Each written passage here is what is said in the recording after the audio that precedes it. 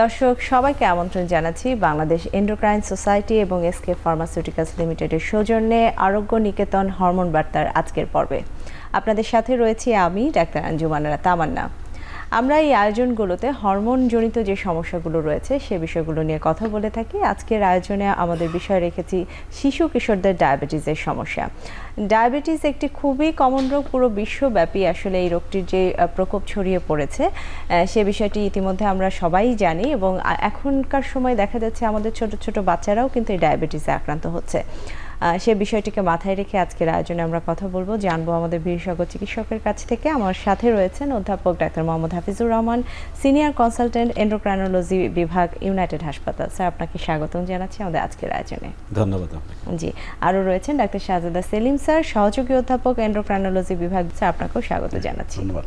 জি, Hafizur Rahman sir, আপনাকে দিয়ে আমি শুরু করছি। যেটা বলছিলাম, আসলে ডায়াবেটিস এমন একটি রোগ, এটি আসলে এখন নতুন করে বলার কিছু নেই। আমার মনে হয় সবাই জানেন এবং প্রতি ঘরে ঘরে এরকম রোগী পাওয়া যাচ্ছে।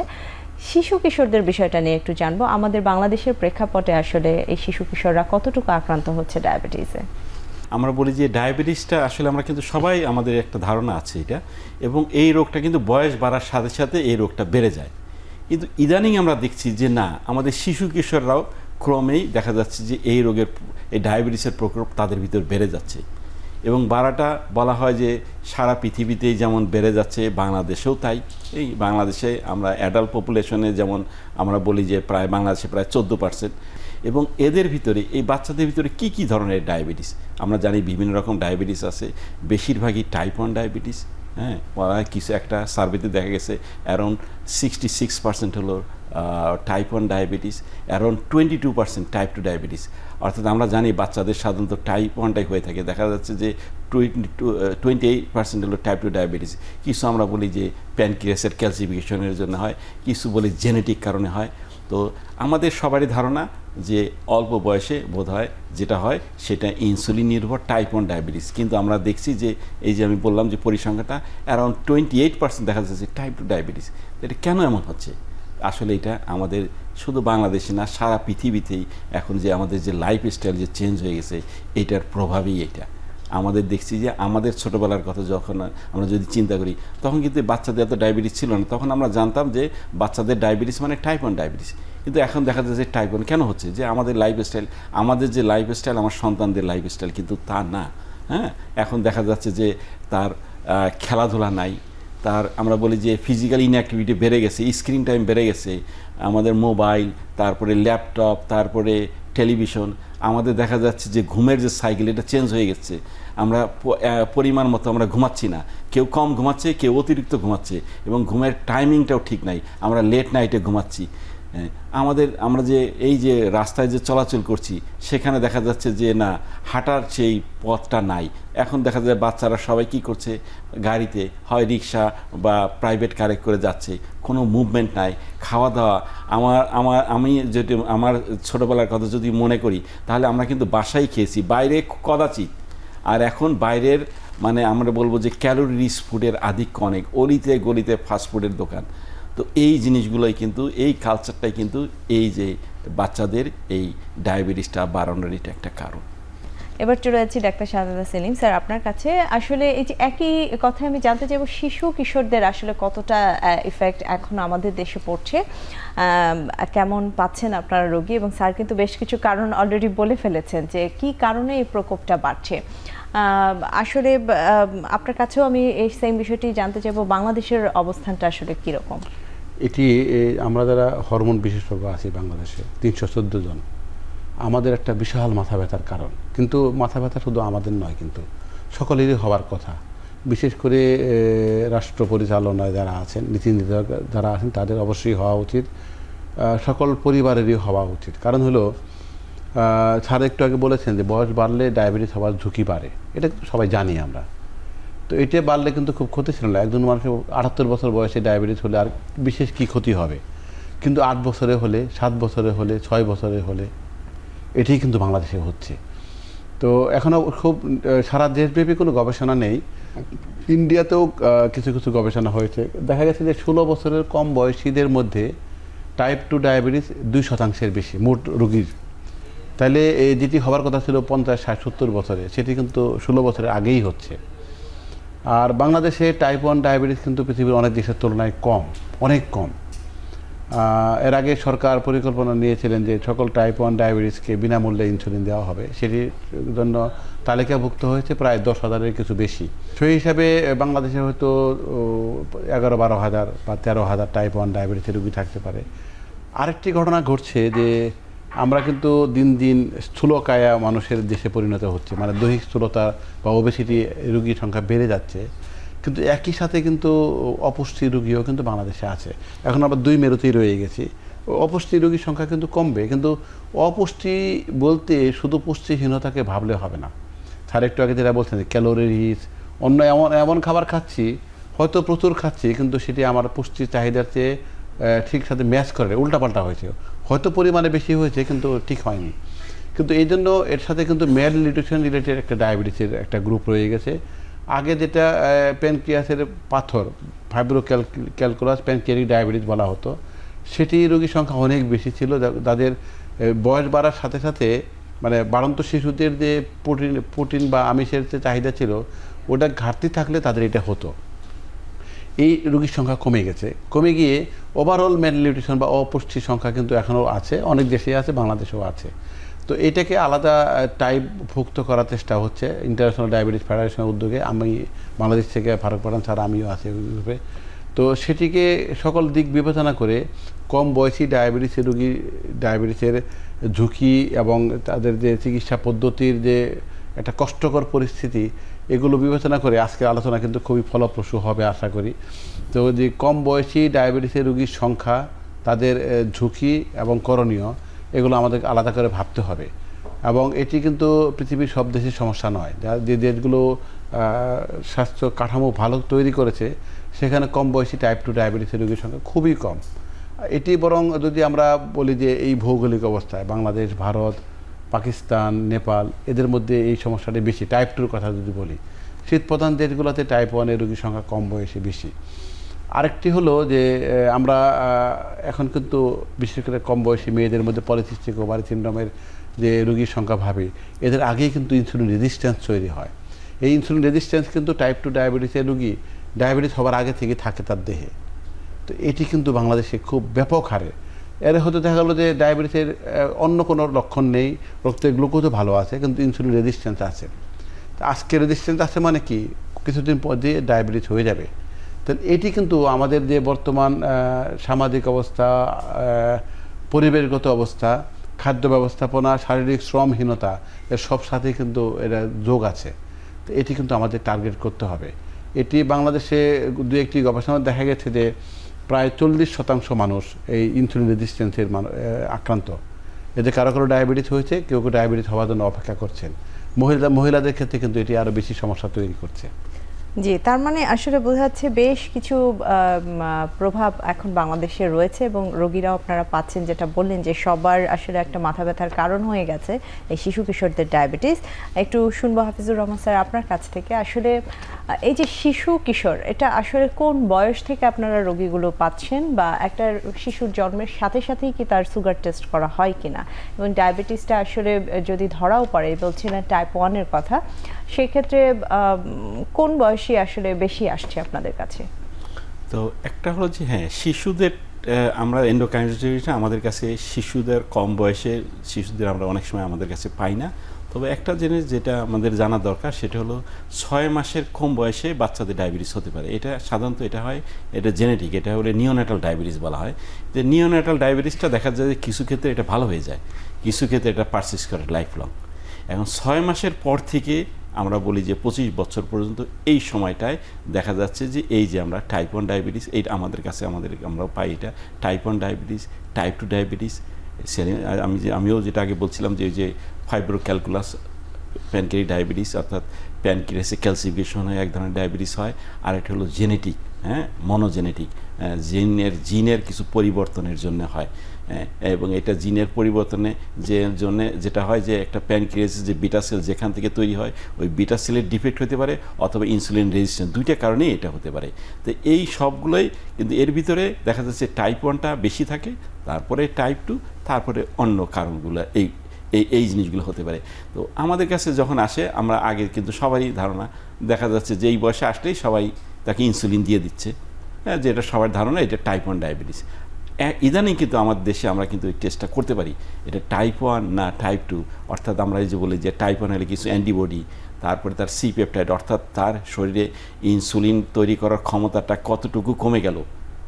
হ্যাঁ, আমরা বলি টাইপ 1 ডায়াবেটিসে তার প্যানক্রিয়াসে থেকে ইনসুলিন সে তৈরি করতে পারে না, মোর দেন 90% প্যানক্রিয়াটিক বেটা সেল ডিস্ট্রাকশন হয়ে যায়। তাহলে তার এই যে সি পেপটাইডটা কী অবস্থায় আছে, তার অ্যান্টিবডিটা, এটা বা আমরা বলা হয় যে টাইপ 1 ডায়াবেটিস, এটা আমরা বলি যে এক ধরনের ইমিউনোলজিক্যাল ডিস্ট্রাকশনের জন্য হয়। তো ইমিউনোলজিক প্রসেসটাকে আমরা ডিটেক্ট করার জন্য অ্যান্টিবডিটা আমরা ইদানিং, যদি এটা সব জায়গায় অ্যাভেলেবল না, কিছু কিছু জায়গায় এটা করা সম্ভব, এই জন্যে আমরা চেষ্টা করি যে এটা বের করা যায় কিনা এটা টাইপ 1 না টাইপ 2। যদি টাইপ 1 হয় তাহলে তার ইনসুলিন দিতে হবে, ইনসুলিন ছাড়া সে বাঁচবে না, তার লাইফ সেভিং তার জন্য এটা।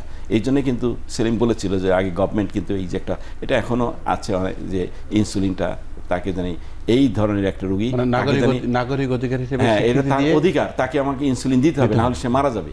তাহলে এই আর এই এখন অনেকে দেখা যাচ্ছে ইনসুলিন পাচ্ছে, সে তখন আমরা অনেক সময় টেস্ট করে দেখি যে না এটা টাইপ 2 ডায়াবেটিস অথবা জেনেটিক কারণ, তাহলে কিন্তু তখন আর তার ইনসুলিন সবাই লাগছে না। তাহলে আমরা অনেক ক্ষেত্রে, আমারই বেশ কয়েকটা রুগী আছে তারা এখন মুখে খাওয়ার ওষুধ পাচ্ছে, এমনও আছে কোনো ওষুধই লাগছে না, ডায়েট কন্ট্রোল এক্সারসাইজ করেই সে ভালো আছে। তাহলে আমাদের এই কারণটা যদি আমরা ডিটেক্ট করতে পারি তাহলে কিন্তু আমরা তার সঠিক চিকিৎসা দিতে পারবো। জি, অবশ্যই আমরা আরও বিস্তারিত জানবো এই বিষয়গুলো নিয়ে। আমাদের একটি বিরতির সময় হয়ে গেছে, বিরতি থেকে ফিরছি আপনাদের কাছে।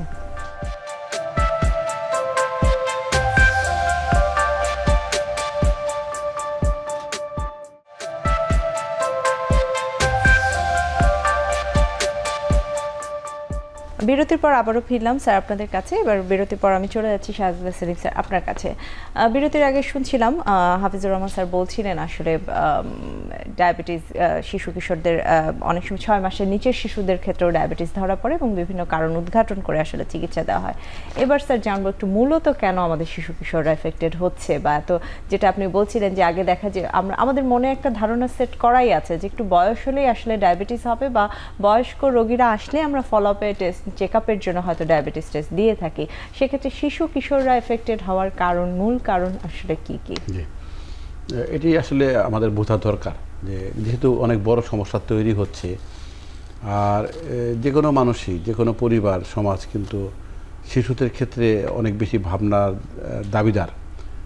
আর সকল পরিবারই একটা সন্তান আসে, কিন্তু সন্তানটি আসলে পরিবারের না, কিন্তু একটা রাষ্ট্রের, একটা বিশ্বের সম্পদ। আমাদের সেভাবেই ভাবতে হবে। যদি সেটা ভাবি তাহলে শিশু কিশোরদের ডায়াবেটিস নিয়েও আমাদের ভাবতে হবে। এখন বাংলাদেশ কেন বাড়তি ঝুঁকিতে, কয়েকটা কারণ কিন্তু স্যার বলেছেন। আমি যদি আর একটু অন্যভাবে বলি যে আমাদের এখানে মানুষের দৈহিক কাঠামো কিন্তু ইউরোপের বা আমেরিকান অন্যদের তুলনায় ছোট, একটু কম। তাহলে এই যে কাঠামো ছোট, মানে আমার অগ্নাশয় প্যানক্রিয়াসও কিন্তু ছোট, যেখান থেকে প্যানক্রিয়াসের বিটা কোষ থেকে ইনসুলিন তৈরি হয় সেটাও কিন্তু ছোট। কিন্তু দেখেন বাংলাদেশ পৃথিবীতে দ্বিতীয় সর্বোচ্চ মাত্রার শর্করা খায় এমন মানুষের দেশ। ভাত, রুটি, পাউরুটি, বিস্কুট, রসগোল্লা, চমচম, জিলাপি থেকে ইদানিং খেজুর যোগ হয়েছে, সকল কিছুই কিন্তু শর্করা সরবরাহ করছে একটা। দ্বিতীয় হলো পৃথিবীতে সর্বোচ্চ মাত্রায় কম আমিষ খাই আমরা। আরেকটি হলো যে চর্বিও আমরা কম খাই, কিন্তু আলুও যেটি ভাতের রুটির চেয়ে বেশি শর্করা দেয়, সেটাকে আমরা সবজি হিসাবে ভাবি। তাহলে এটা হলো একদিকে সমস্যা। দ্বিতীয় হলো দিন দিন আমরা কম শারীরিক পরিশ্রম করছি। তার অনেক বাস্তব কারণও আছে, যেমন ধরুন অর্থনৈতিক উন্নতি হয়েছে, যান্ত্রিক সুবিধা হয়েছে, নাগরিক সুবিধা ব্যাহত হয়েছে। যেমন ঢাকাতে কিন্তু চাইলেই মানুষ হাঁটতে পারবে না। স্কুল কলেজগুলো এমনভাবে তৈরি হয়েছে যে ছাত্রছাত্রীদের শারীরিক শ্রম করার কাঠামোই নেই, কেউ চাইলেও পারবে না। রিক্রিয়েশনাল যেগুলো ছিল পার্ক বা অন্য কিছু, যেখানে আসলে ঘোরাফেরা হাঁটাহাঁটি করার সুযোগ ছিল, সেটাও পারবে না। বেশিরভাগ শহর, বড় শহর এমনভাবে তৈরি করা হয়েছে যে সেখানকার নাগরিকরা অনেকে ইচ্ছাকৃতভাবে, অনেকে বাধ্য হয়ে হয় হাঁটবেন, না হলে সাইকেল চালাবেন। ঢাকাতে কিন্তু এটি সম্ভব নয়। আবার নিরাপত্তাহীনতা এমন যে একজন মহিলা বাইরে বিশেষ জরুরি প্রয়োজন না হলে যাবেন, এটি কিন্তু পারবেন না। কোনো পরিবার তার কম বয়সী ছেলে মেয়েদের, পরিবারের সন্তানদেরকে বাইরে পাঠাতে খুব বেশি আতঙ্কিত বোধ করেন। আবার করোনা মহামারীর সময় থেকে আমরা সকলকে উৎসাহিত করেছি ঘরের মধ্যেই থাকবেন। এর মধ্যে আমরা কিন্তু ওখানে কিছু ওই অনলাইন বা বিভিন্ন রকমভাবে জিনিসপত্র পাওয়ার একটা ব্যবস্থা করে ফেলেছি, যেটা এখনও ধারাবাহিকতায় চলছে। দিন শেষে অবস্থাটা দাঁড়ালো যে আমরা প্রচুর শর্করা খাবো এবং সবচেয়ে কম শারীরিক শ্রম ব্যয় করব। এটা একদিকে সমস্যা। দ্বিতীয় সমস্যা হলো, যেমন আমরা কিন্তু প্রায়ই দেখছি ঢাকার বায়ু দূষণ পৃথিবীতে 1 নম্বরে শহরগুলোর হিসেবে। এই বায়ু দূষণে কিন্তু এটাকে এন্ডোক্রাইন ডিসরাপ্টরস বলে। তার মধ্যে প্রজনন ক্ষমতাও যেমন হ্রাস করে, ইনসুলিন উৎপাদন ক্ষমতাও হ্রাস করে, ইনসুলিন রেজিস্ট্যান্সের বাড়িয়ে দেয়।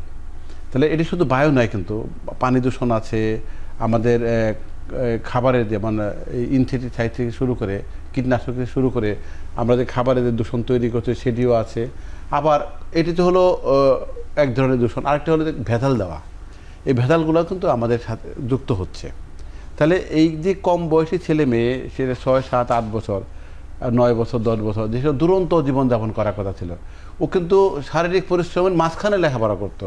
এখন খালি লেখাপড়াই করছে আর খাচ্ছে, শারীরিক পরিশ্রম নেই। আরেকটি আমরা খুব মাথা ব্যথা, এটাও আমাদের একটা কারণ, যে পৃথিবীতে দ্বিতীয় সর্বোচ্চ মাত্রায় গর্ভকালীন ডায়াবেটিসের রোগী বাংলাদেশে আছে। আজকে যে ভদ্রমহিলা সন্তান ধারণ করেছেন তার রক্তের গ্লুকোজ বেশি, এটি আমরা ইনসুলিন দিয়ে চিকিৎসা করে ওই গ্লুকোজটাকে লক্ষ্যমাত্রার মধ্যে রাখার চেষ্টা করছি, তাতেও কিন্তু শেষ রক্ষা হবে না। যে ভদ্রমহিলার সন্তান পেটে থাকার সময় রক্তের গ্লুকোজ বেশি ছিল, এই গর্ভস্থ শিশুটি আজীবন ডায়াবেটিস হওয়ার সম্ভাবনা, বিশেষ করে কম বয়সে ডায়াবেটিস হওয়ার সম্ভাবনা 40% বেড়ে গিয়েছে। তাহলে আমরা যদি এই মহিলাকে আগে থেকে চিকিৎসার আওতায় না এনে গর্ভধারণে না পাঠাতে পারি, তাহলে কিন্তু ওনার সন্তানটি 3, 4, 5, 6, 7, 8 বছরের মধ্যে ডায়াবেটিসের রোগী হয়ে যাবেন। তাহলে একটি নয়, কিন্তু অসংখ্য কারণ রয়ে গেছে, যে কারণগুলো আমাদের সন্তানদেরকে কম বয়সে ডায়াবেটিসের দিকে ঠেলে দিচ্ছে। তাহলে এদিকে সকল কিছুকে কিন্তু আমাদেরকে টার্গেট করতে হবে, চিকিৎসার আওতায় আনতে হবে, প্রতিরোধের আওতায় আনতে হবে। জি অবশ্যই। যেহেতু প্রতিরোধের কথা আসলো, আমি হাফিজুর রহমান স্যারের কাছে যাব। আসলে শিশু কিশোরদের এই যে ডায়াবেটিস প্রতিরোধ বা প্রিভেনশন, চিকিৎসায় আমি পরে যাচ্ছি, যেহেতু প্রিভেনশনের কথা আসলো, আসলে আমরা সচেতন করব কাদেরকে? অবশ্যই মা বাবা বা পরিবারের অন্য সদস্যদের, কারণ আমাদের শিশু কিশোররা তো, তারা তো শিশু এবং কিশোর, তাদের আসলে ওই টুকু সচেতন হওয়ার সময় তত এখনো হয়তো হয়নি। সেক্ষেত্রে প্রিভেনশনের ব্যাপারে স্যার কি বলবেন? ধন্যবাদ। আসলে সেলিমের কথার সাথে মিলিয়ে আমি একটু বলতে চাই, সেটা হলো যে আপনি যেটা বলছেন যে প্রতিরোধ, মানে এটা হলো আমার দৃষ্টিতে যে এই যে জেনারেশন থেকে জেনারেশন, ট্রান্স জেনারেশন যে প্যাসেজ, তো এইখানে কিন্তু মায়ের রোল অনেক। মা গর্ভবতী হচ্ছে, মায়ের ডায়াবেটিস আছে, মা থেকে তার সন্তানের কাছে চলে যায়, পরবর্তীতে তার ডায়াবেটিস হওয়ার সম্ভাবনা বেড়ে যাচ্ছে। মায়ের স্বাস্থ্যটা বেশি গর্ভকালীন অবস্থায়, সন্তানের পরবর্তীতে তার দেখা যাবে যে তার ওবেসিটির সম্ভাবনা বেশি। ওবেসিটির সম্ভাবনা যদি বেশি হয়, তাহলে দেখা যাবে যে তার আবার ডায়াবেটিস হওয়ার সম্ভাবনা বেড়ে যাবে। তাহলে মাকে সতর্ক হতে হবে, মার প্রেগন্যান্সি প্ল্যানিং করতে হবে, মার জানি ডায়াবেটিস না হয়, মার জানি স্বাস্থ্যটা ভালো থাকে। এবং এরপরে যেটা ধরা হয় যে আমরা বলছি যে এই যে বাচ্চাদের ডায়াবেটিসের আরেকটা বড় কারণটা এই যে টাইপ 2 ডায়াবেটিস বেড়ে যাচ্ছে। তো মায়ের যদি, মা বাবা একজনের যদি ডায়াবেটিস হয়, তাহলে তার সন্তানের 30 থেকে 40% তার ডায়াবেটিস হওয়ার সম্ভাবনা থাকে। যদি মা বাবা দুইজনেরই যদি হয়, তাহলে দেখা গেছে এটা 60 থেকে 70%। তাহলে এই যে একটা জেনেটিক ফ্যাক্টর তাহলে থাকছে। তাহলে এই সব ক্ষেত্রে বাবা মা যদি দুইজনেই ডায়াবেটিস থাকে, মায়ের যদি গর্ভকালীন ডায়াবেটিস হয়ে থাকে, তাহলে সন্তানের দিকে তার অবশ্যই খেয়াল করতে হবে যে তার সন্তানটা ওজন বেড়ে যাচ্ছে কি না। হ্যাঁ, তো এই জন্যে তাকে কি করতে হবে যে তার ডায়েটিং, তার এক্সারসাইজটা, এই দিকে আমাদের খেয়াল রাখতে হবে। ইদানিং আমরা ওই যে সেলিম বলছিল যে হাঁটার জায়গা নাই, এটা আসলে আমার বলতে খারাপ লাগে। আমার কাছে 2-1টা রুগী আসে, বলে যে ডাক্তার সাহেব, আমি বলেন যে আপনার কেন সুগারটা তো বেড়ে গেল? বলে ডাক্তার সাহেব আমি তো হাঁটতে পারিনি, যেতে পারিনি। কেন? বলে যে ড্রাইভার আসে নাই। তাহলে একজন ড্রাইভার আসে নাই, তার মানে কি বাসার পাশে আমার হাঁটার জায়গা নাই? আমাকে তাহলে একটা পার্ক ঢাকা শহরে কয়টা পার্ক আছে? তাহলে তাকে ওই পার্কে যেতে পারছে না, হাঁটতে পারছে না। তাহলে এটা দেখেন যে কি অবস্থায় আমরা পৌঁছে গেছি। ঢাকা শহরে আমরা যদি বলি যে আমরা বলি লাইফস্টাইল মডিফিকেশন, এটা সবার জন্যই প্রয়োজন, তাহলে আমাদের সেই জায়গা নাই। তাহলে আমাদের এটা খেয়াল করতে হবে, এবং আমরা সবাই ব্যস্ত। তাহলে আপনার যে প্রশ্নটা, তাহলে আমাদের বাসায় আমাদের খেয়াল করতে হবে, বাসায় যে ক্যালোরিটা স্বাস্থ্যকর খাবার খাচ্ছি কিনা আমি, সেই দিকে আমার খেয়াল করতে হবে। আমার সন্তানকে আমি একটু যেভাবেই পারি তার একটু খেলাধুলা, তার একটু ব্যায়ামের ব্যবস্থা করতে হবে। তারপরে যেটা করতে হবে, তার স্ক্রিন টাইমটা আমার খেয়াল রাখতে হবে। সে মোবাইলে বেশি সময় দিচ্ছে কিনা, ল্যাপটপে বেশি সময় দিচ্ছে কিনা, টেলিভিশনে এইটাকে আমার খেয়াল করতে হবে। তার ঘুমেরটা ইদানিং বাচ্চাদের আমরা দেখি প্রায় সবারই দেখা যাচ্ছে যে বলে যে ডাক্তার সাহেব আমার বাচ্চা দেরিতে ঘুমায়, এটা আমাদের বন্ধ করতে হবে। তাই স্লিপিংটা আর্লি স্লিপ যত দেরিতে হবে, এই যে বললাম যে এটা কিন্তু পরে ডায়াবেটিস হওয়ার ক্ষেত্রেও এটার প্রভাব আছে। তাহলে এই জিনিসগুলো অর্থাৎ বাসায় যে পরিবেশটা আমাদের এই দিক খেয়াল রাখতে হবে। 2 নম্বর হলো যে আসলে আমাদের সামাজিকভাবে সবার দায়িত্ব আছে এটাকে জানো। আমরা দেখি অনেক সময়, যেহেতু আপনারা মিডিয়াতে আছেন, মিডিয়াতে আমরা দেখি যে অনেক খাবারেরই অ্যাড দেওয়া হচ্ছে, কিন্তু সেখানে এক্সারসাইজ বা এইগুলোকে হাইলাইট করা হয় না। তাহলে মিডিয়ারও কিন্তু এখানে একটা দায়িত্ব আছে যে একটা হেলদি লাইফস্টাইলকে আমরা জানি প্রমোট করতে পারি সবাই। তারপরে সেটা হলো সরকার, হ্যাঁ, এই যে পার্ক নাই, তাহলে পার্কে এটা কিন্তু আমি ব্যক্তিগতভাবে পারবো না।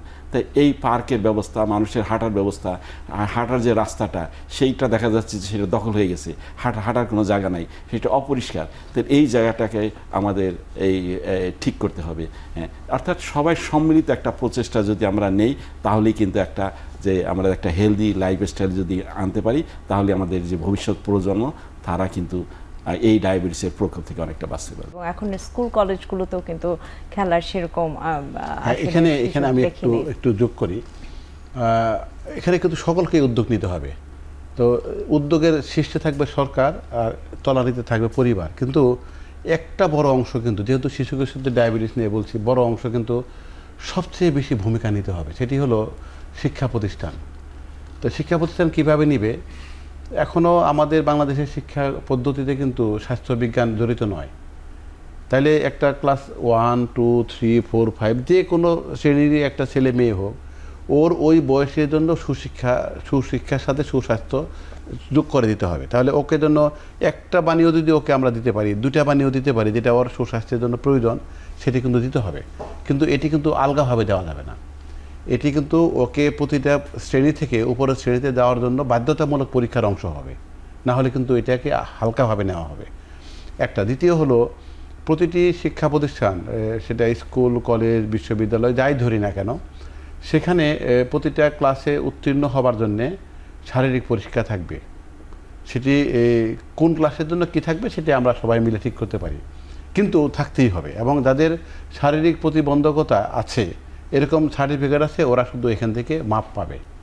আদারওয়াইজ তাকে এটাকে দিয়েই পাস করে উপরে দিতে হবে। এটি এত জোর দিয়ে বলছি এই কারণে, বাংলাদেশ কিন্তু পৃথিবীতে সর্বোচ্চ মাত্রায় ডায়াবেটিসের ঝুঁকিতে আছে। তার চেয়েও বড় সমস্যা হলো, খুব কম বয়সে ডায়াবেটিস বাংলাদেশে খুব বেশি হচ্ছে। তাহলে আমরা একজন মানুষকে অনেক শিক্ষিত করলাম, কিন্তু সুস্বাস্থ্য দিতে পারলাম না, এটার কোনো অর্থ নাই কিন্তু। তাহলে সুস্বাস্থ্যের অধিকারী সুশিক্ষিত মানুষের দেশ তৈরি করতে হবে, এবং এখানে কম বয়সীদের ডায়াবেটিসকে আমাদেরকে টার্গেট করতেই হবে। এবং এখানে শিক্ষা প্রতিষ্ঠান যদি মার্ক না থাকে, শিক্ষা প্রতিষ্ঠান কোনো অনুমতি পাওয়ার যোগ্যতা নাই তার। এই সরকারকে এইভাবে মনোভাব তৈরি করতে হবে। এবং ওই স্কুলের পরিচালনা কমিটি থেকে শুরু করে প্রতিটি ক্লাসের শিক্ষককে এই পাঠদানের এই কার্যক্রমের সাথে সুশিক্ষাকে সুস্বাস্থ্যের সাথে সমন্বিতভাবে এগিয়ে নেওয়ার জন্য তাদেরকে প্রশিক্ষণ দিতে হবে, ব্যবস্থাপনা তৈরি করতে হবে। তাহলে কিন্তু আমরা আশা করতে পারি ভবিষ্যতে এই রোগীর সংখ্যা কমবে। জি, অবশ্যই। স্যার, দুজনেই আপনারা খুব সুন্দর করে বললেন আসলে সবার রোল কোথায়, কার কতটুকু আসলে রোল রয়েছে এই সুস্বাস্থ্য নিশ্চিত করা শিশু কিশোরদের ক্ষেত্রে বিশেষ করে। সেলিম স্যারের কাছেই আমি একটু জানতে চাচ্ছি, স্যার যেহেতু বললেন এত কথা, আসলে শিশু কিশোরদের এই যদি কোনো কারণে ডায়াবেটিস হয়ে যায় এবং বাবা মা সেটা খেয়াল না করেন, আসলে কোনো লক্ষণ রয়েছে কিনা যে একটি শিশু বা একটি কিশোর ডায়াবেটিসের মতো সমস্যায় ভুগছেন, আসলে কোনো লক্ষণ দেখে তাকে চিকিৎসকের কাছে নিতে হবে কিনা? আমি আপনার প্রশ্নে যাওয়ার আগে একটা অন্য একটু কাছাকাছি হয়, একটু দূরত্ব আছে, আমার একটা কিছু বলি। যেমন ধরুন, এর মাঝখানে কিন্তু বয়ঃসন্ধিকাল রয়ে গেছে। বয়ঃসন্ধিকালের মানসিকতা কিন্তু একটা বড় পরিবর্তন হয়, এবং পরিবারের কিন্তু বোঝার দরকার আছে। তো আমরা কিন্তু ইদানিং বয়ঃসন্ধিকালের সুস্বাস্থ্য নিয়েও অনেক কথা বলছি, যদিও আগে সেটা খুব বেশি বলা হয়নি।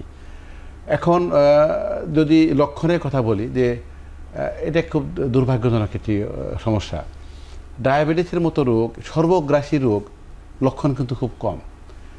যদি আমরা টাইপ 1 ডায়াবেটিসের কথা বলি, যেখানে অতি দ্রুত ইনসুলিন উৎপাদন বন্ধ হয়ে যায়, অতি দ্রুত লক্ষণ দেখা দেয়, সেটা কিন্তু খুব সহজ সরল একটি সমস্যা, মানে ধরার ক্ষেত্রে বলছি। কিন্তু টাইপ 2 ডায়াবেটিস, যেটি সহসা দেখা দেয় না, ধীরে ধীরে ধীরে ধীরে ইনসুলিন তৈরি হওয়া কমে যায়, কিন্তু তার আগে থেকে ইনসুলিন তৈরি হওয়ার আগে থেকেই রেজিস্ট্যান্স মানে প্রতিবন্ধকতা থাকে, সেই ক্ষেত্রে কিন্তু চট করে কোনো লক্ষণ দেখা দিবে না। এখন একটা ছেলে বা মেয়ে 3-4 বছর 5 বছর বয়স 8-9 বছর বয়স, সেই ক্ষেত্রে কিন্তু লক্ষণ আরও কম বোঝা যেতে পারে, এবং বাবা মা যদি অথবা অভিভাবক যদি খেয়াল না করেন তাহলে কিন্তু আরও দীর্ঘ সময় লাগবে। এখন কি খেয়াল করবেন? তাহলে সকল ক্ষেত্রেই ঘন ঘন প্রস্রাব পাচ্ছে, এটি লক্ষণ এক হবে। কিন্তু প্রস্রাব বিশেষ করে রাতের বেলা যদি প্রস্রাব করতে উঠতে হয় তাহলে কিন্তু আমাকে ভাবতেই হবে যে এটি ডায়াবেটিস অথবা অন্য কোনো কারণে হয়েছে কিনা। আবার প্রচুর খাচ্ছে, যে খাওয়াটা হয়তো 6 মাস আগে বা 4 মাস আগে দেখা যায়নি, কিন্তু সেই ক্ষেত্রে ওজন বাড়ছে না বা কমছে।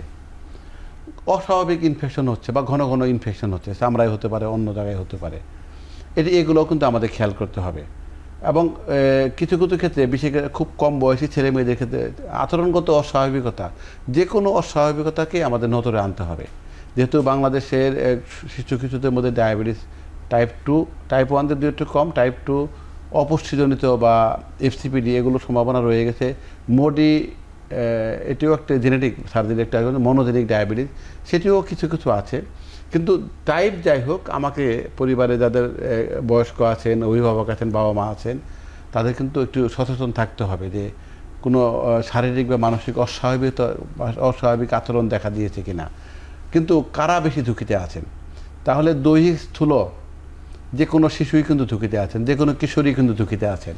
কিন্তু বাংলাদেশি মানুষদের মনোভাব হলো সন্তান যদি হালকা পাতলা হয় তাহলে বাপ মা কিন্তু ভালো নয় বা সন্তানের যত্ন নেন নেই, এরকম একটা সামাজিক অবস্থার মধ্যে আমরা বসবাস করছি। দ্বাদশ চতুর্থ বাচ্চা কিন্তু ডায়াবেটিস হওয়ার ঝুঁকি বেশি।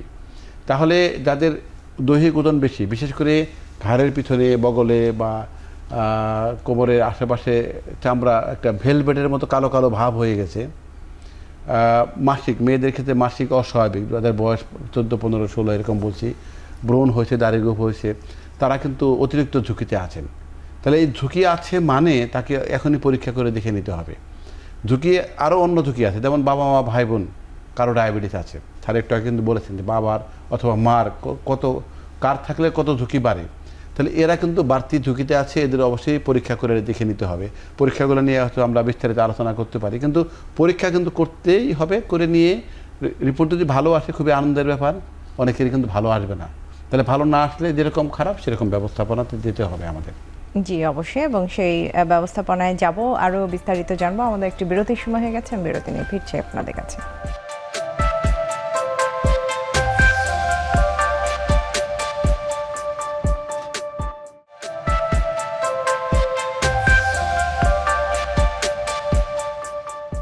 বিরতির পর আবারও ফিরলাম স্যার আপনাদের কাছে। আমি এবার চলে যাচ্ছি অধ্যাপক ডাক্তার হাফিজুর রহমান স্যার আপনার কাছে।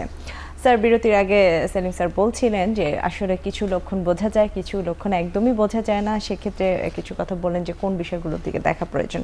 একটু ব্যবস্থাপনা বা চিকিৎসার বিষয়টা আপনার কাছে জানতে চাইবো। আমাদের যে শিশু কিশোররা আসলে আক্রান্ত হচ্ছেন, তাদের আপনারা কিভাবে চিকিৎসা দিচ্ছেন এবং কোন জিনিসগুলোকে মাথায় রাখতে বলছেন? তো এটা আসলে নির্ভর করে যে সে কোন ধরনের ডায়াবেটিসে আক্রান্ত। আমি বলছিলাম যে 6 মাসের কম বয়সী যাদের, আমরা বলছিলাম যে এটা নিওনেটাল ডায়াবেটিস, এটা সাধারণত জেনেটিক পরিবর্তনের জন্যই হয়ে থাকে। এখানে 2 ধরনের পরিবর্তন হয়। এক ধরনের হলো যে তার ওই যে প্যানক্রিয়াসের বিটা সেল যেখান থেকে তৈরি হয়, ওই কিছু জেনেটিক পরিবর্তনের জন্য ওই বিটা সেলের যে ডিফেক্ট হয়, এই ক্ষেত্রে কিন্তু মুখে খাওয়ার ওষুধ কিন্তু এই ক্ষেত্রে কার্যকরী। আর যদি জেনেটিক ডিফেক্টটা ইনসুলিন যে রিসেপ্টর অর্থাৎ ইনসুলিনের সেন্সিটিভিটিকে যদি অ্যাফেক্ট করে, সেই ক্ষেত্রে ইনসুলিন লাগতে পারে। অর্থাৎ এই যে নিওনাটাল ডায়াবেটিস, এদের সবারই যে ইনসুলিন লাগবে তা কিন্তু না। সেই জন্যে এই ক্ষেত্রে যদি জেনেটিক টেস্ট করে আমরা এটা বের করতে পারি, তাহলে কিন্তু কিছু ক্ষেত্রে মুখে খাওয়ার ওষুধ, কিছু ক্ষেত্রে ইনসুলিন। এখন 6 মাসের পরে যাদের সাধারণত আমরা যাদের বেশিরভাগই ডিল করছি, এদের একটা আছে টাইপ 1 ডায়াবেটিস। টাইপ 1 ডায়াবেটিস বলছিলাম যে এদের ইনসুলিন ছাড়া তারা সার্ভাইভ করবে না। তাদের আমরা বিভিন্নভাবে দিয়ে দিই ইনসুলিন। একটা হলো শর্ট অ্যাক্টিং, একটা ইন্টারমিডিয়েট লং অ্যাক্টিং, এটা মিক্স করা থাকে, পাম্প থাকে, বিভিন্নভাবে আমরা দিয়ে থাকি। এখন টাইপ 2 ডায়াবেটিস যেটা এই যে বলছেন যে ইদানিং এটা বেড়ে যাচ্ছে, তাদের ক্ষেত্রে আমরা কী করবো? আমরা তো লাইফস্টাইল মডিফিকেশন বলবোই। এদের আমরা সাধারণত মেটফরমিন দিই এবং এদের ইনসুলিনও দেওয়া হয় যদি সুগার খুব বেশি থাকে, এবং 12 বছরের পরে হলে আমরা অন্যান্য মুখে খাওয়ার ওষুধও তাদের দিতে পারি। আর কিছু ক্ষেত্রে ওই যে বললাম যে ফাইব্রোক্যালকুলাস প্যানক্রিয়েটিক ডিজিজ, সেই ক্ষেত্রে আমরা মুখে খাওয়ার ওষুধের থেকে এই ক্ষেত্রে সাধারণত ইনসুলিনটাই দিতে হয় আমাদের এখানে, ইনসুলিন দিয়ে আমরা একটা চিকিৎসা দিই। আর আরেকটা আছে জেনেটিক, যেটা মনোজেনিক দুই ধরনের। একটা বললাম যে ইনসুলিন সিক্রেশনের প্রবলেম হচ্ছে, এদের ক্ষেত্রে এদের দেখা যায় অনেক ক্ষেত্রে কোনো ওষুধই লাগে না, কারণ এই মনোজেনিক ডায়াবেটিসটা খুব বেশি না। ডায়াবেটিসের ফাস্টিং ব্লাড সুগার প্রায় 7-8-এর মধ্যেই থাকে, 8 8.5 এর ভিতরেই থাকে। হেমোগ্লোবিন অনসেন্ডে খুব বেশি না, 6.5 7.5 এর ভিতরে থাকে। এদের দেখা যায় যে অনেকের ক্ষেত্রে কোনো চিকিৎসাই লাগে না, লাইফস্টাইল মডিফিকেশন করেই ভালো থাকে। কারো কারো ক্ষেত্রে কিছু মুখে খাওয়ার ওষুধ, আমরা যে সালফোনাইল ইউরিয়া জাতীয় ওষুধ কিছু দিয়ে থাকি। আর যদি ওই যে বললাম ইনসুলিন রেজিস্ট্যান্সের জন্য হয়, সেক্ষেত্রে ইনসুলিন দিতে হয়। অর্থাৎ এটা নির্ভর করে সে কোন ধরনের ডায়াবেটিস, এই জন্য এটা খুবই গুরুত্বপূর্ণ সে কোন ধরনের ডায়াবেটিসে আক্রান্ত এটা খুঁজে বের করা, তাহলে কিন্তু আমরা তাকে অ্যাপ্রোপ্রিয়েট চিকিৎসাটা দিতে পারবো। জি স্যার, এই বিষয়টির সাথে একটু বিষয় না জানলেই নয়। আসলে একজন কিশোর বা শিশু যদি আক্রান্ত হয়, অভিভাবক কিন্তু জানতে চান যে স্যার আমার এই বাচ্চাটি কি সারা জীবনই এই রোগে ভুগবে কিনা, বা সারা জীবনই তাকে মেডিকেশনের মধ্যে থাকতে হবে কিনা, কিভাবে তার চিকিৎসা পদ্ধতি চলবে, বা চেক আপের বিষয়টা যে কতদিন পর পর সে চেক করবে। আসলে কি ওষুধ একবার শুরু করলে তাকে সারা জীবনই কন্টিনিউ করতে হবে, বা ইনসুলিন যেটা বললেন যে টাইপ 1-এর ক্ষেত্রে এটাই দিতে হবে, তাহলে কি সারা জীবনই সে এই ইনসুলিন নিয়ে বেড়াবে কিনা? ধন্যবাদ আপনাকে। হ্যাঁ, এটা এই যে আগে বলছিলাম যে এটা নির্ভর করে। এখন যাদের আমরা বলছি যে জেনেটিক ত্রুটির জন্য, জেনেটিক ত্রুটি কিন্তু আমি ভালো করতে পারবো না, তাহলে তার এখন যা চিকিৎসা দিচ্ছি সারা জীবন তার সেই চিকিৎসায় দিতে হবে। টাইপ 1 ডায়াবেটিস সারা জীবন তার ইনসুলিন লাগবে। হ্যাঁ, এটা তার সারভাইভ করার জন্য তার এটা দরকার। এবং একটা জিনিস অনেক সময় অনেক মারাই ভয় পায়, বলছে ডাক্তার সাহেব আমার এত কম বয়সে ডায়াবেটিসটা হলো, সারা জীবন ইনসুলিন নিতে হবে। তো তাদেরকে আমরা এক্সাম্পল দিই, যেমন আমরা বাইরে কিছু কনফারেন্সে যাই, আমি একটা কনফারেন্সে দেখেছি একজন মহিলা, তার বয়স 84 ইয়ার্স, 84 বছর বয়স। ওনায় 78 বছর যাবৎ উনি ইনসুলিন নিচ্ছে, এবং উনি তখনও ফিট। একটা লেকচার দিল উনি, ওনাদেরকে এক্সাম্পল দিই, দেখেন যে এটা এমন, আপনি যদি সঠিকভাবে সঠিক ডোজে ইনসুলিন নেন, এটা কিন্তু কোনো প্রবলেম না। হ্যাঁ, অর্থাৎ ডোজটা আমাকে অ্যাডজাস্ট করতে হবে যে তার, এবং তার যে ব্লাড সুগারটাকে কন্ট্রোল রাখতে হবে, তাহলে কিন্তু দীর্ঘদিন সে ভালো থাকতে পারবে। তো কিন্তু দীর্ঘদিন ভালো থাকে, কিন্তু তার জন্য ইনসুলিন নিতে হবে। এখন আমরা ইনসুলিন, আমরা ওই যে বললাম যে আমরা পেনে বা সিরিঞ্জে দিই, এখন কিন্তু বিভিন্ন আমার পাম্প এসে গেছে। আমার দেশে পাম্পটা আমরা অতটা চালু করতে পারি না, এটা খুব ব্যয়বহুল। হ্যাঁ, হয়তো ভবিষ্যতে যদি বেশি ইউজ বেড়ে যায়, হয়তো আরও কম দামে আসতে পারে, তখন হয়তো অনেকেই ব্যবহার করতে পারবে। এখনও কিছু কিছু শিশুরা ব্যবহার করছে টাইপ 1, তারা পাম্প ইউজ করে। তো কিন্তু টাইপ 2-র ক্ষেত্রে আমরা বলছি যে অনেক ক্ষেত্রে আমরা দেখছি, আমার অনেক রোগী যে বললাম যে সে ভালো হয়ে গেছে শুধু লাইফস্টাইল মডিফিকেশন করি। এদের ক্ষেত্রে যে সারা জীবন ওষুধ লাগবে এইটা কিন্তু বলা যায় না। অনেক ক্ষেত্রে সে যদি তার দেখা যাচ্ছে তার ওবেসিটি, ওজনটা বেশি, সে যদি ওজনটাকে কন্ট্রোল করতে পারে, অনেক ক্ষেত্রে কিন্তু সে ভালো হয়ে যাচ্ছে। না হলে তার ওই যে মেটফর্মিন লাগে। এখন তার যদি ডায়াবেটিস কন্ট্রোলে না রাখা যায়, তাহলে মুখে খাওয়ার ওষুধ হবে না, এক পর্যায়ে ইনসুলিন যেতে হবে। এই জন্য মাকে বলতে হবে যে আপনার শিশুকে এই দায়িত্ব কিন্তু আপনার, যে তার লাইফস্টাইল মডিফিকেশন, তার খাওয়া দাওয়া কন্ট্রোল, তার এক্সারসাইজ, এদিকে তার খেলাধুলা দিকে আপনাকে খেয়াল করতে হবে। নাহলে কিন্তু সেই ইনসুলিন নির্ভর হয়ে যাবে, তখন কিন্তু এটা সারা জীবনেই একটা ইনসুলিন দেওয়াটা অবশ্যই একটু কষ্টকর, এবং এটা মনিটরিং, ইনসুলিন শুধু দেওয়াই না, এখানে মনিটরিংটাও খুব ভিগোরাসলি করতে হয়। তো ওই জন্যে ওইটাকে আমি যদি প্রতিরোধ করতে আগে থেকে আমাকে খেয়াল করতে হবে। আর মনোজেনিক যেটা বলছিলাম, সেখানে কিছু ক্ষেত্রে কিছুই লাগে না, কিছু ক্ষেত্রে সামান্য মুখে খাওয়ার ওষুধ লাগে, কিছু ইনসুলিন লাগতে পারে। জেনেটিক ক্ষেত্রে তো সারা জীবন তাকে ওই একই ওষুধ। জি অবশ্যই। একটু চলে যাচ্ছি সেলিম স্যারের কাছে। স্যার, যেহেতু ইনসুলিন দেওয়ার কথা আসলে, অনেক ক্ষেত্রে কিন্তু আমাদের বাচ্চারা আসলে স্কুলে পড়ে, কলেজে পড়ে, সেই ক্ষেত্রে আসলে তার এটা কতটুকু লাইফের সাথে অ্যাডজাস্ট করাটা তার জন্য চ্যালেঞ্জিং হয়ে যায়? ধন্যবাদ আপনাকে। আমি ধারাবাহিকভাবেই বলি যে ডায়াবেটিস হয়েছে কেন, তখন আলোচনা কিন্তু এটা কিন্তু পরিষ্কার যে দুই ধরনের ঘটনায় আছে, কিন্তু ইনসুলিনের ঘাটতি এটা কিন্তু আছেই, হয়তো অল্প ঘাটতি অথবা অনেক ঘাটতি। টাইপ 1-এ তো পুরাটাই নাই, টাইপ 2-তে কিছুটা ইনসুলিন কম, কিছুটা রেজিস্ট্যান্স আছে। তাহলে এটাকে যদি আমরা অন্য দিকে নিয়ে আসি, তাহলে ওনার ইনসুলিন দিতে হবে, সেটা এখনই দিতে হবে বা কিছুদিন পরে দিতে হবে। এটা বলছি এই কারণে, রোগীরা কিন্তু ইনসুলিন নেবেন না, অনেকের কিন্তু দৃঢ় প্রতিজ্ঞ যে ইনসুলিন না নিয়ে কী করা যায়। তো না নিতে হলে তো ঠিক আছে, কিন্তু ডায়াবেটিস যেহেতু হয়েছে, আজকে না হলে কালকে লাগবে, কালকে না হলে পরশু লাগবে, কোনো এক সময় কিন্তু ইনসুলিন লাগবে। নাম্বার 1। নাম্বার 2 হলো, এখন পর্যন্ত কিন্তু ডায়াবেটিসের রোগী, ডায়াবেটিস ভালো হয়ে গেছেন, দু একটা সার্জারি আছে, সেটা কিন্তু তার একটা নির্দিষ্ট সীমার সময় রেমিশন বলা হচ্ছে, যে একটা নির্দিষ্ট সময় পর্যন্ত ওষুধ ছাড়া হয়তো উনি রক্তে গ্লুকোজ লক্ষ্যমাত্রা রাখতে পারছেন, কিন্তু রোগটি কিন্তু রয়ে গেছে, তাহলে আজীবনই চিকিৎসা চলবে তার। এখন এই যে বাচ্চাদের ক্ষেত্রে যদি হয়, অধিকাংশ বাচ্চারই কিন্তু ইনসুলিন লাগবে অথবা অন্য ওষুধ লাগবে। আর স্যার একটা কথা বলেছে, কিন্তু খুব কম বয়সে কিন্তু ইনসুলিন বাদে অন্য কিছু দেওয়ার সুযোগ নাই। 10 বছরের আগে কিন্তু অন্য কোনো ওষুধ এখন পর্যন্ত গবেষণার ফলাফল নাই যে দেওয়া যাবে। তাহলে 10 বছরের আগে যে কোনো শিশুকে ইনসুলিন দিতে হবে। এখন একটা 5, 7, 10 বছর 8 বছরের বাচ্চা একটা ইনসুলিন নিবে, এটি কিন্তু বাচ্চার জন্য এবং পরিবারের জন্য একটা বিশাল চ্যালেঞ্জ। এখানে অন্যান্য যে সব দেশে টাইপ 1 ডায়াবেটিস রোগী আছে বেশি, সেখানে তারা পরিবার, ওই রুগী এবং স্কুলকে একসাথে নিয়ে এসে একটা কাঠামো তৈরি করেছে, এবং সার্ভিস প্রোভাইডার যারা সেবা দান করছে তারাও কিন্তু ওই কাঠামোর অংশ। এটি কিন্তু খুব জরুরি।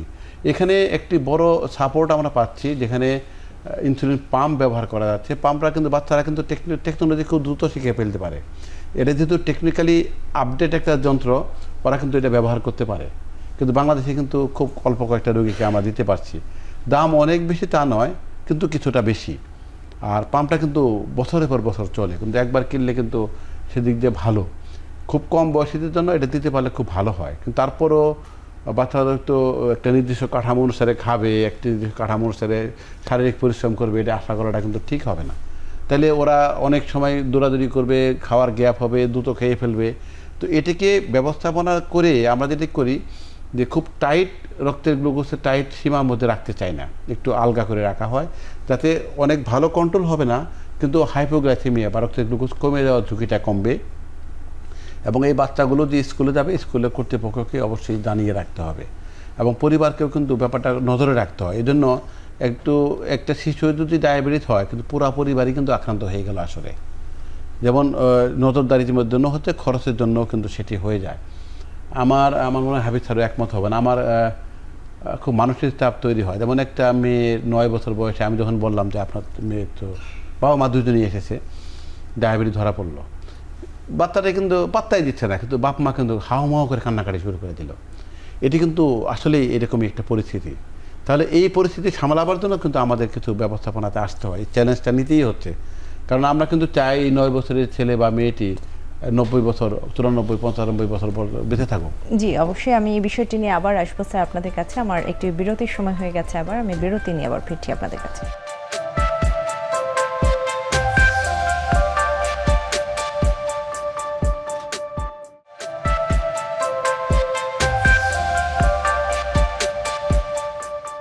বিরতির পর আবারও ফিরলাম। আমরা বিরতির আগে শুনছিলাম সেলিম স্যারের কাছ থেকে, সেই বিষয়টির ধারাবাহিকতায় জানবো আসলে সেই শিশুটির ক্ষেত্রে আপনাদের কি পরামর্শ ছিল।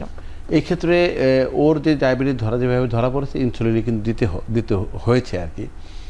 আর এই টাইপ 1 ডায়াবেটিস যদি হয়ে থাকে, তাহলে কিন্তু ইনসুলিনের 2 রকম দিতে হয়, একটা হলো দিনে 1 বার আর একটা দিনে 3 বার। এটি সবচেয়ে ভালো পদ্ধতি।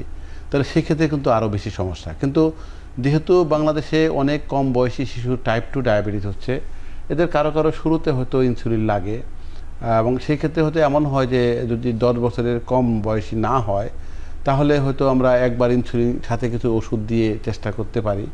দৈহিক স্থূলতা থাকলে এখন কিন্তু GLP-1 রিসেপ্টর অ্যাগনিস্ট এবং GLP-1 GIP ডুয়াল অ্যাগনিস্ট আমরা পাচ্ছি, সেগুলো দিয়ে কিন্তু চিকিৎসা করা যায়। সেক্ষেত্রে দৈহিক স্থূলতাও যেমন কমে, রক্তের গ্লুকোজও কমে। তো সেগুলো কিন্তু এক কথায় বলা মুশকিল যে কোন বয়সে ধরা পড়লো আর কি সমস্যা আছে, সবগুলো বিবেচনা করে ওষুধ ঠিক করতে হয়। কিন্তু সকল ক্ষেত্রে পরিবারকে দায়িত্ব নিতে হয়। বাবা মাই হয়তো বেশি দায়িত্ব নেন, কিন্তু বাবা মাকে খুব বেশি নজরদারির মধ্যে থাকতে হয়। এবং আরেকটি হলো একটু ব্যয়বহুল চিকিৎসা কিন্তু হচ্ছে। ডায়াবেটিসের চিকিৎসা কিন্তু সার্বিকভাবেই ব্যয়বহুল, কারণ প্রতিদিনের ব্যয় আছে এখানে। কিন্তু অনেক রোগ আছে, কিন্তু যেমন ধরেন আমরা সবচেয়ে বেশি ব্যয়বহুল চিকিৎসার মধ্যে ধরতে পারি যে হার্টের বাইপাস সার্জারি করতে হয়েছে, কিন্তু এটা কিন্তু এরকম নয়। বাইপাস সার্জারি কিন্তু একবারে হয়তো 1.5 লাখ, 2 লাখ, 2.5 লাখ, 3 লাখ খরচ, তারপর হয়তো খুব কম খরচই। কিন্তু যাদের ডায়াবেটিস হয়েছে প্রতিদিনই কিন্তু খরচ, এবং প্রতিদিন কিন্তু খরচ বাড়তেছে। আজকে যা খরচ ছিল 6 মাস পরে তার চেয়ে বেশি খরচ হবে, 2 বছর পরে আরও বেশি খরচ হবে, এবং তখন গিয়ে অন্য একটা জটিলতার যোগ হবে। সেটি বাইপাস সার্জারিও হতে পারে, কিডনি ট্রান্সপ্লান্টেশন হতে পারে, চোখের অপারেশন বা চোখের ছানি বা চশমা হতে পারে। তাহলে এই ব্যয়বহুল প্রক্রিয়াতে যেতে হবে। তাহলে এই এইগুলো সকল কিছু মনে রেখেই কিন্তু আমাদেরকে চিকিৎসাটি গুছিয়ে আনতে হয়, এবং পরিবারকে আমরা চিকিৎসক হিসেবে আমরা আমাদের দায়িত্ব নিচ্ছি, পরিবার তার দায়িত্ব নেবেন, এবং ওই শিশু কিশোরকেও আস্তে আস্তে আস্তে আস্তে তাকে খুব ভীতিকর অবস্থার মধ্যে না এনেই তাকে বোঝানো হবে যে যতটা সম্ভব গুছিয়ে খাদ্য ব্যবস্থাপনার মধ্যে থাকবে, এবং শারীরিক শ্রমেরও একটা নির্দিষ্ট ধারাবাহিকতার মধ্যে সে থাকবে। জি অবশ্যই, অনেকগুলো বিষয় আজকে আলোচনা উঠে আসলো। একদমই শেষের দিকে চলে যাবো অধ্যাপক হাফিজুর রহমান স্যার আপনার কাছে। স্যারের কাছ থেকে আসলে সেলিম স্যারের কাছ থেকে জানলাম আসলে কিভাবে শিশু কিশোরদের ফলো আপটা এবং চিকিৎসাটা চালু হয়। স্যার একদমই শেষে আপনি যদি লাইফস্টাইলের কথা বারবার উঠে আসছে আমাদের, শিশু কিশোরদের খাদ্যাভ্যাসটাও আপনি বলছিলেন যে একজন মায়ের রোল অনেক বেশি, এবং বাসায়ও হেলদি খাবারের ব্যবস্থাটা করতে, এটা নিয়ে আপনি যদি আরও একটু বিস্তারিত বলেন একদমই শেষে সবার উদ্দেশ্যে, আসলে যে ডায়াবেটিস শিশু কিশোরদের প্রতিরোধ এবং মেনটেন্যান্সের জন্য, এবং পাশাপাশি আমার মনে হয় যেই শিশু কিশোররা পরিবারে ডায়াবেটিসে ভুগছেন তাদের পরিবারে এরকম অনেকেরই থাকে যাদের অন্য সদস্যদেরও হয়তো ডায়াবেটিস রয়েছে, আসলে কীরকম হওয়া উচিত একটি বাসায় খাদ্য? তো হ্যাঁ, একটা জিনিস যে বললাম যে আমি আগেই বলেছি যে আমাদের যে ফাস্ট ফুড, হ্যাঁ, তো এই কিছু আমাদের এটা ফ্যামিলিতে এই জিনিসটা খেয়াল করতে হবে।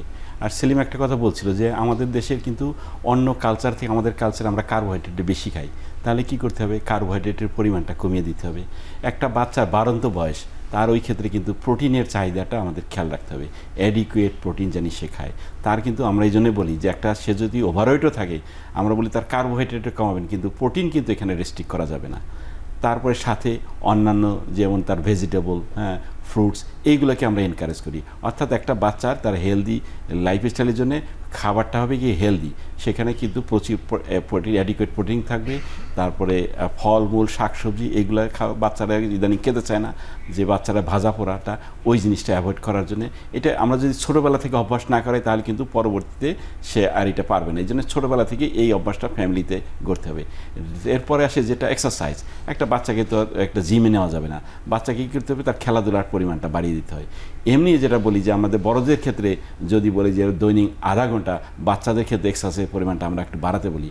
বাচ্চাদের ক্ষেত্রে কিন্তু বড়দের থেকে প্রায় ডাবল, 1 ঘন্টা আমরা বলি তার খেলাধুলা এক্সারসাইজ এইগুলা তার এটা করতে হবে। তারপরে যে আমি আগেই বলেছিলাম তার স্ক্রিন টাইমটা কমানো, হ্যাঁ, তার ঘুমটা জানি ঠিক মতো সে অ্যাডিকুয়েট ঘুমায় সেই জিনিসটা এনশিওর করা, এই জিনিসগুলো ফ্যামিলিতে যদি আমরা ঠিক মতো করতে পারি। আর একটা জিনিস যেটা, এটা শুধু এই জন্যই না যে যেহেতু সে চিকিৎসা পাচ্ছে, চিকিৎসা পেলে একটা মনিটরিংটা খুব ইম্পর্টেন্ট। আমরা অনেক সময় দেখি যে কোনো কারণে হোক যে ইনসুলিনটা, টাইপ 1 ডায়াবেটিস ইনসুলিনটা দিচ্ছে না, কিছুদিন না দিলে কী হবে, সেই পেশেন্টটা একই ডায়াবেটিক ইমার্জেন্সি, ডায়াবেটিক কিটোসিডোসিস, ডায়াবেটিক কমানিয়াসিয়া, তাকে হসপিটালে যেতে হবে, খুবই গুরুত্বপূর্ণ। তাহলে তার চিকিৎসাটা বন্ধ করা যাবে না, মনিটর করতে হবে সুগারটা বাড়ছে কি না কমছে, আর সাথে তার এই লাইফস্টাইলটাকে মেনটেন করতে হবে, তাহলেই সে ভালো থাকতে পারবে। জি অবশ্যই, আমরা আসলে অনেকগুলো বিষয় আজকে উঠে আসলো এবং অনেক কিছু জানলাম। আমরা আয়োজনের একদমই শেষে অসংখ্য ধন্যবাদ জানাচ্ছি ডাক্তার হাফিজুর রহমান এবং ডাক্তার শাহজাদা সেলিম স্যার আজকে আমাদের সময় দেওয়ার জন্য। দর্শক, বাংলাদেশ এন্ডোক্রাইন সোসাইটি এবং এসকে ফার্মাসিউটিক্যালস লিমিটেডের সৌজন্যে আরোগ্য নিকেতনের হরমোন বার্তার আয়োজনের একদমই শেষে চলে এসেছি। আমরা জানলাম আসলে ডায়াবেটিস রোগটি আমাদের শিশু কিশোরদের কতটা প্রভাব ফেলছে এবং কিভাবে লাইফস্টাইলটা মডিফিকেশন করলে আমরা আমাদের শিশু কিশোর এবং পরবর্তী প্রজন্মকে একটি সুস্থ জীবন দেওয়ার মতো তৈরি করতে পারি, সুস্থ জীবন চালানোর মতো তৈরি করে ফেলতে পারি। আমাদের বিশেষজ্ঞ চিকিৎসক কিন্তু খুব সুন্দরভাবে বিষয়গুলো তুলে ধরলেন। আজকে একদমই শেষে চলে এসেছি। সবার সুস্থতা কামনায় এখানে বিদায় নিচ্ছি।